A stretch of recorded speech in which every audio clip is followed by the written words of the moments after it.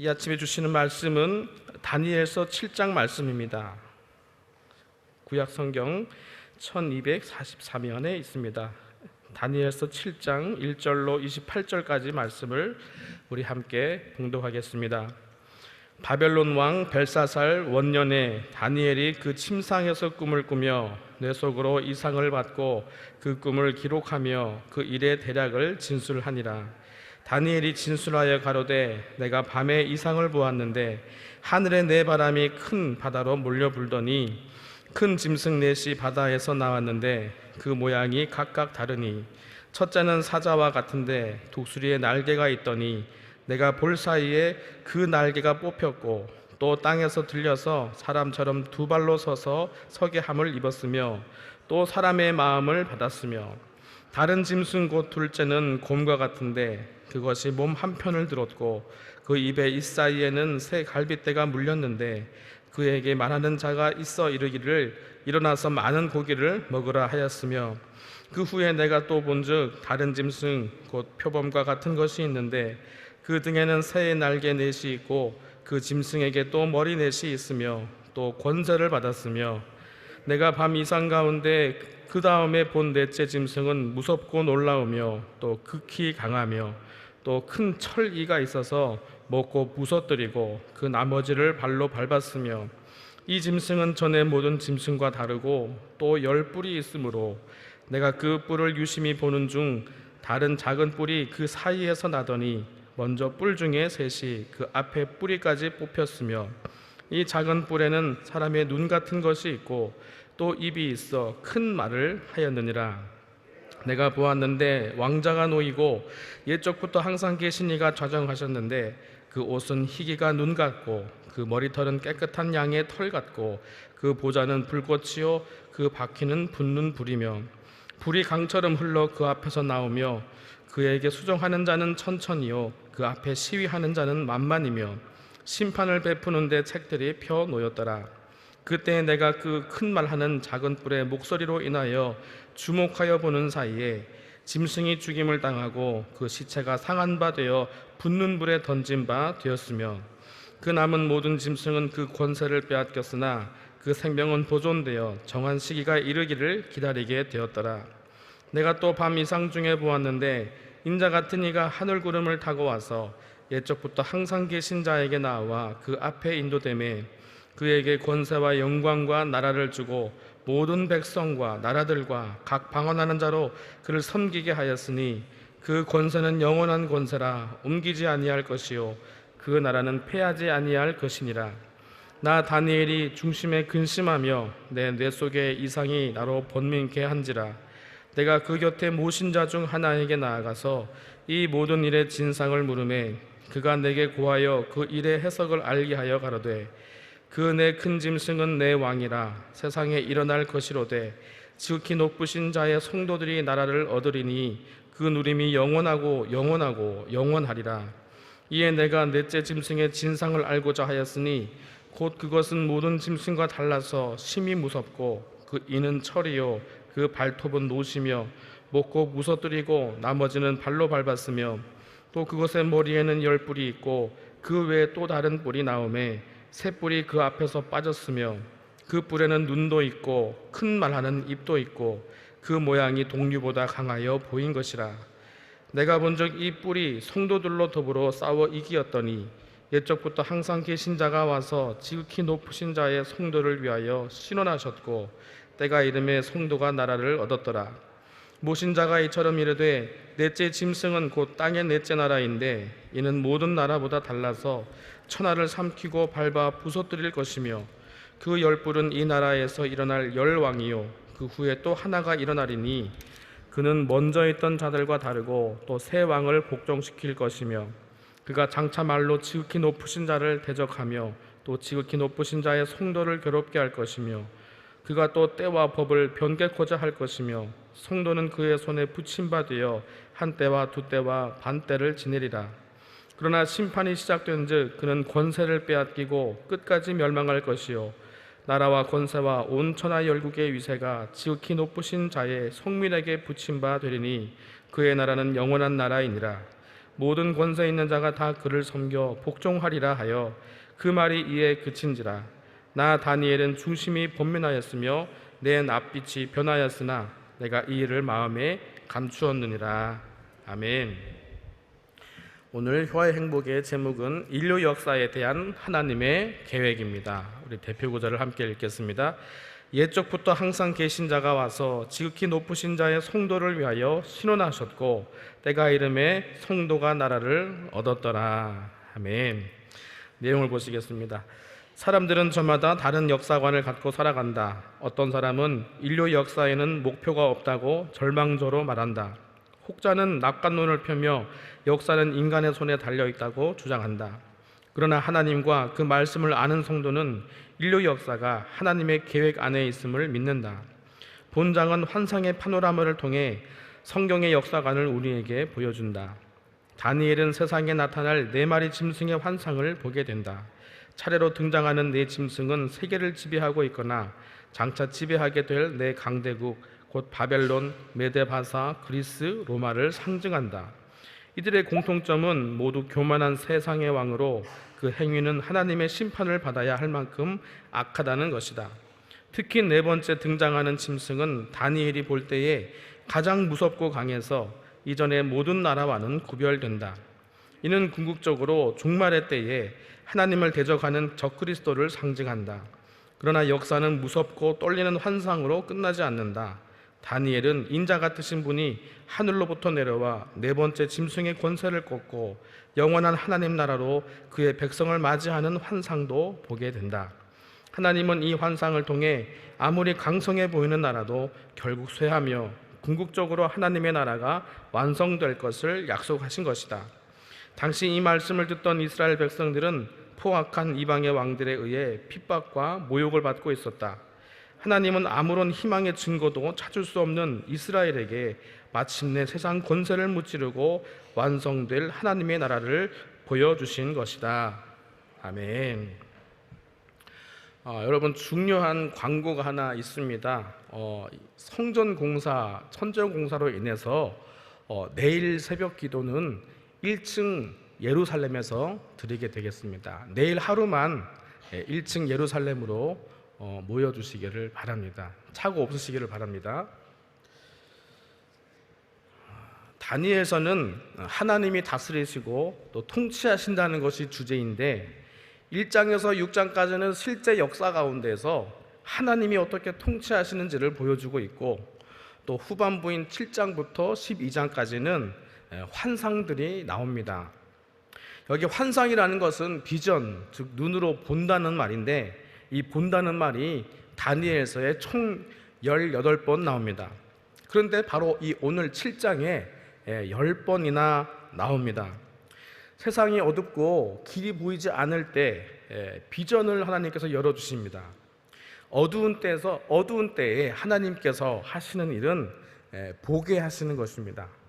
다니엘도 포로로 잡혀와서 앞이 안 보이는 삶을 살았지만 하나님께서 영안을 여셔서 환상을 보여주신 거예요. 다니엘이 환상을 본 것처럼 신약시대에도 사도 요한은 밤모섬, 굴에 유배되어 있을 때 온 사방이 막혀 있는 것 같지만 하늘 문이 열리면서 비전을 보고 요한계시록을 기록하게 된 것이죠. 이 다니엘서는 그 예언서 중에서도요 묵시적 성격을 갖고 있습니다. 묵시적, 그러니까 종말론적 성격을 갖고 있는데 한편 이 다니엘은 아주 대단한 지혜자입니다. 그래서 이 다니엘서는 지혜서의 성격도 갖고 있습니다. 참된 지혜는 어디서 나오느냐 하면은 비전을 보는 데서 나온다는 거예요. 육신의 눈으로만 세상을 보지 말고 하늘의 비전으로 세상을 볼 때 그것이 지혜다라는 것입니다.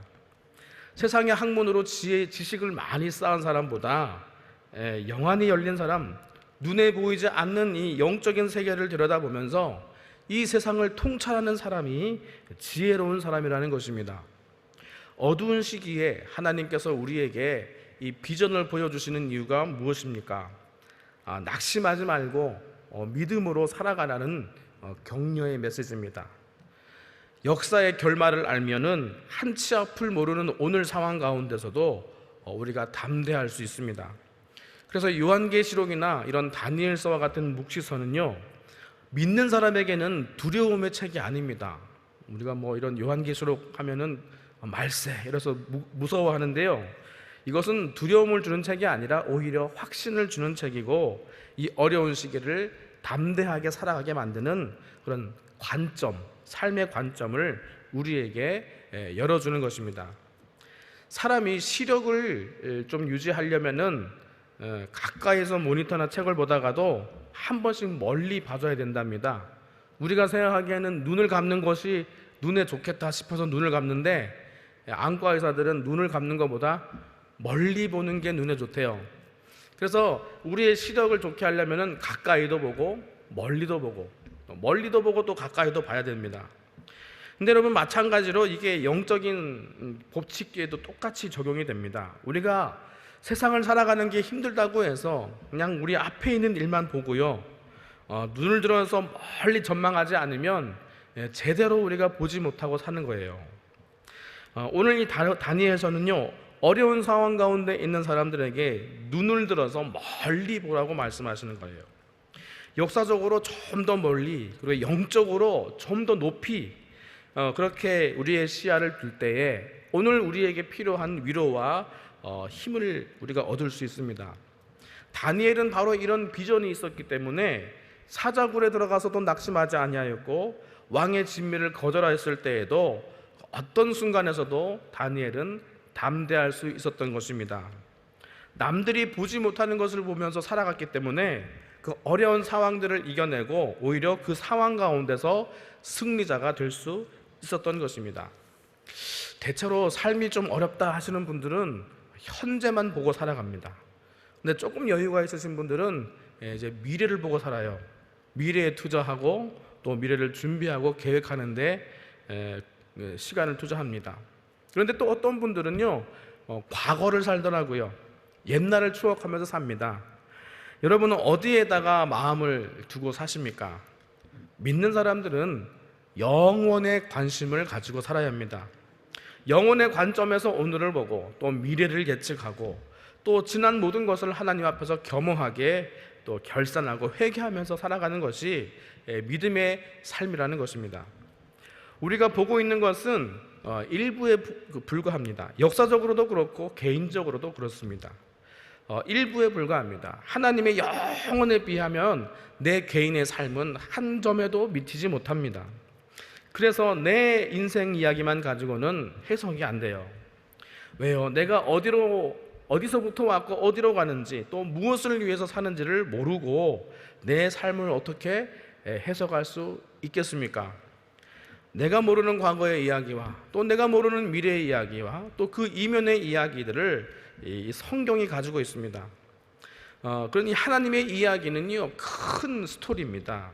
내 이야기의 배경을 이루고 있으면서 또 내 이야기를 볼 수 있는 관점을 제공하는 것이 바로 이 하나님의 스토리입니다.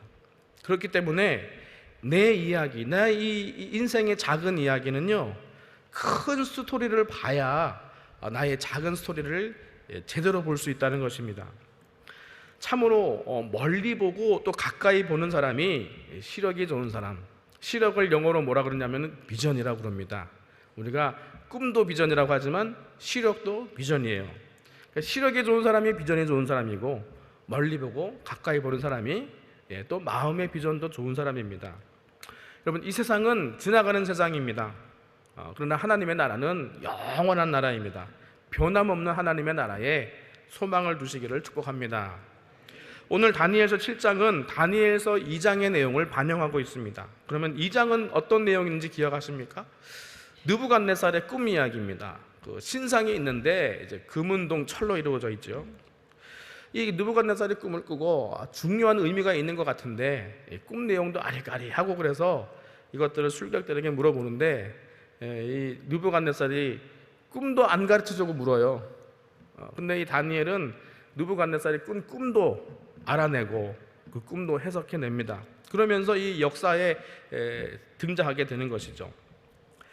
그러고는 이 다니엘이 한 4, 50년을 지냅니다. 느부갓네살은 죽었고 그 아들 나부니두살이라는 왕이 있었는데 그 왕 정치에 관심이 없어요. 그래서 그 아들 벨사살, 그러니까 느부갓네살의 손자죠. 벨사살 원년에 이 다니엘이 오늘 환상을 보게 되는 것입니다. 그러니까 50년 후에 느부갓네살의 꿈과 비슷한 환상을 하나님께서 보여주신 것이죠. 2절과 3절을 보니까 이 바다에 큰 바람이 4번 부는데 그때마다 이제 짐승이 한 마리씩 올라옵니다. 성경에서 보통 바다는 혼돈의 세계입니다. 그런데 거기에서 짐승이 올라왔다는 것은 뭘 말하느냐? 마귀적 세력이라는 것을 암시하는 거예요. 첫 번째 짐승은 사자 형상인데 독수리 날개를 갖고 있습니다. 사자처럼 강한데 날개도 있으니까 얼마나 무섭습니까? 그 다음에는 이제 곰 같은 형상이 나옵니다. 그 곰은 새 갈빗대를 입에 물고 있습니다. 마구 물어뜯고 삼키고 하는데 그것은 무엇을 상징하느냐 하면은 왕성한 정복을 상징합니다. 또 곰이 사라진 이후에는 표범과 같은 동물이 올라오는데 날개가 넷이 달려 있고 머리가 넷입니다. 아주 이 제국은요, 아주 세계 정복을 아주 스피디하게 진행했던 나라입니다. 근데 4번째 짐승은요, 이 땅의 동물의 형상으로는 묘사할 수 없었나 봐요. 묘사한 걸 보니까 좀 기이하죠. 뿔이 10개이고 쇠이빨을 가졌고 괴물입니다. 뿔마다 입이 있는데 그 입이 하는 말들이 정말 큰 소리로 말을 합니다. 그 입에 권세가 있어서 계속 말을 합니다. 다니엘서 2장에 나왔던 그 신상으로 종합되었던 이 4개의 제국이 오늘 이 7장에서는 4마리의 짐승으로 나타나고 있습니다. 보통 학자들이 이 짐승을 어떻게 해석하는가 하면은 첫 번째 나타난 이 사자 형상의 짐승은요, 아수르 바벨론 제국을 말합니다. 그리고 두 번째 나타난 곰 제국의 형상은요, 그보다 훨씬 넓은 영토를 차지했던 페르시아 제국을 의미합니다. 그런데 이 페르시아 제국이요, 이 큰 영토이고 강성한 나라였는데 중대한 실수를 범합니다. 어디를 정벌하고 싶어 했냐면은 유럽을 정벌하고 싶었습니다. 근데 유럽에 누가 맡고 있었냐면은 그리스죠. 여러분 300이라는 영화 아시죠? 그리스를 잘못 건드렸어요. 이 그리스 마케도니아에서 한 영웅이 나타났는데 누구냐 하면은 여러분들 잘 아시는 알렉산더 대왕입니다. 이 알렉산더 대왕이 일어나서 이 페르시아 제국은 아주 급격하게 쇠퇴해버리고 이 헬라 제국이 이제는 왕성한 정복력으로 세상을 정복하기 시작합니다. 이 짐승은 머리가 4이 달렸는데 이것은 뭘 의미하냐면 알렉산더가 죽고 난 이후에 헬라 제국이 4개로 나뉘어지는 것을 보여줘요. 그리고 4번째로 등장한 제국이 로마 제국인데 이것은 뿔이 10개가 달렸어요. 그리고 그 입에 권세가 있다고 했죠. 로마는 군사력뿐 아니라 건축과 행정력으로 세계를 정복해 갑니다. 그런데 이 세상의 제국의 결말은 어떻게 끝나는가? 제국은 한때는 위세를 자랑했지만 시간이 흐르자마자 이 멸망의 길로 흐르게 되는데 이 느부갓네살의 왕은 어떻게 해석하냐 하면은 뜨인돌이 날아와서 그 신상을 박살을 내고요. 다니엘의 환상에서는 인자 같은 이가 나타나서 이들을 심판하는 모습으로 그려지고 있는 것이죠. 오늘 다니엘서 7장의 구조는 매우 간단합니다. 총 28절로 되어 있는데 이 딱 절반인 14절까지는 환상이 나오고 15절부터 마지막 절까지는 그 환상에 대한 해석이 나와 있습니다. 그런데 이 14절까지의 이 환상은 2가지 환상이 겹쳐 있습니다. 하나는 세상 제국의 역사가 나타나 있고 또 9절부터 14절까지는 천상에서 나타나는 하나님 나라가 이 땅 가운데 임하는 것을 보여주고 있습니다. 이 2가지 모습을 오버랩해서 보여주고 있는 것이죠. 여러분 하나만 보면은 불충분합니다. 천상의 왕국을 통해서 이 땅의 왕국을 봐야 전체를 조망할 수 있는 것입니다. 하늘의 전망에서 이 시대를 보라는 이 다니엘서의 요청입니다. 다니엘서 7장 8절을 보니까 이렇게 되어 있습니다. 내가 그 뿔을 유심히 보는 중 다른 작은 뿔이 그 사이에서 나더니 먼저 뿔 중에 셋이 그 앞에 뿌리까지 뽑혔으며 이 작은 뿔에는 사람의 눈 같은 것이 있고 또 입이 있어 큰 말을 하였느니라. 네 번째 짐승이 큰 말을 하였다는 것은 이 말에 권세가 있다는 것인데, 이것이 이 말 어떤 말이냐면은 참남한 말이다. 하나님의 신성을 모독하는 말을 한다는 것입니다. 또 이 짐승들은요, 하나님 나라 백성들을 핍박합니다. 성도들과 싸워서 이겼다라고 21절에 나오고 있습니다. 또 23절에는 모신자가 이처럼 이랬더니, 이 모신자는 천사를 말하죠. 천사가 말하기를 넷째 짐승은 곧 땅의 넷째 나라인데 이는 모든 나라보다 달라서 천하를 삼키고 밟아 부서뜨릴 것이며, 그러니까 세 나라와는 비교할 수 없을 만큼 잔인하다라는 것입니다. 악독하다. 그래서 이 짐승이, 네 번째 짐승이 하는 일을요, 이 25절에서 요약해가지고 다시 이야기해 줍니다. 그가 장차 말로 지극히 높으신 자를 대적하며 하나님을 대적하는 거예요. 또 지극히 높으신 자의 성도를 괴롭게 할 것이며 성도들을 핍박하는 거예요. 그가 또 때와 법을 변개코자 할 것이며 아주 이상한 법을 자꾸 만들어요. 안식일, 곧 주일을 지킬 수 없도록 시간도 바꾸는 거예요. 중국에서 겪은 일인데, 공산당에서 국제학교 외국 아이들이 신앙을 지킬 수 없도록, 신앙을 지키는, 열심히 지키는 그 종교가 이슬람과 기독교가 있는데요, 일주일을 7일이 아니라 10일제로 운영합니다. 그러니까 제가 가르치던 아이들이 2주일에 겨우 한 번 교회에 나올 수 있게 만들어 놨어요. 그러니까 이렇게 요일제를 바꿈으로 말미암아서 신앙을 못 갖게 만든다. 이런 것들을 얼마나 지금 이 세상에서도 경험하고 있는지 모릅니다. 또 성도는 그의 손에 붙임받아 한때와 두때와 반때를 지내리라. 한때, 두때, 반때는 합해서 세때 반을 이야기하는 겁니다. 그러니까 이 한정된 시간에 이 짐승들이 하나님을 모독하고 백성들을 핍박한다는 것이죠. 근데 그 시간이 한시적이다라는 것이 오늘 우리에게 주는 위안입니다. 그런데 이 세상 제국만 보이는 것이 아니라 다니엘의 시각에 또 다른 모습이 보입니다. 천상에서 벌어지는 모습이죠. 9절부터 10절을 보니까 내가 보았는데 왕자가 놓이고 옛적부터 항상 계신 이가 좌정하셨는데 라고 되어 있습니다. 보통 이 세상의 왕들은 보통 한 몇십 년 통치하다 사라지는데 옛적부터, 태초부터 항상 계신 분이 나오십니다. 그분이 누구세요? 하나님이시죠. 그런데 이 하나님을 한마디로 표현하면은 빛과 불꽃입니다. 뭐라고 표현을 할 수가 없어요. 분명히 볼 수 없기 때문에, 왜냐하면 너무 밝기 때문에 그래요. 너무 눈부시기 때문에. 그 옷이 희기가 눈 같고 그 머리털은 깨끗한 양의 털 같고 그 보좌는 불꽃이며 그 바퀴는 붙는 불이며 라고 되어 있습니다. 그리고 또 불은 어떤 불이냐면 강처럼 흐른답니다. 이 불처럼 흐르는 강이 그 앞에서 나오고 그 앞에서 수종하는 이들이 천천히고 만만이다. 그리고 심판을 베푸시는데 그 앞에 편책이 있더라. 하나님께서는 이 책을 통해서, 이 책은 사람의 행적을 기록한 책이겠죠. 그러면서 이제 심판을 하시는데, 짐승의 나라는 하나님을 대적하고 성도를 핍박하지만 한시적이고 결국에는 심판을 당합니다. 그리고 하나님의 나라가 서게 되는데, 그 하나님의 나라를 누가 다스리느냐? 13절과 14절을 보겠습니다. 내가 또 밤 이상 중에 보았는데 인자 같은 이가 하늘 구름을 타고 와서, 인자 같은 이가 누구 같으세요, 여러분?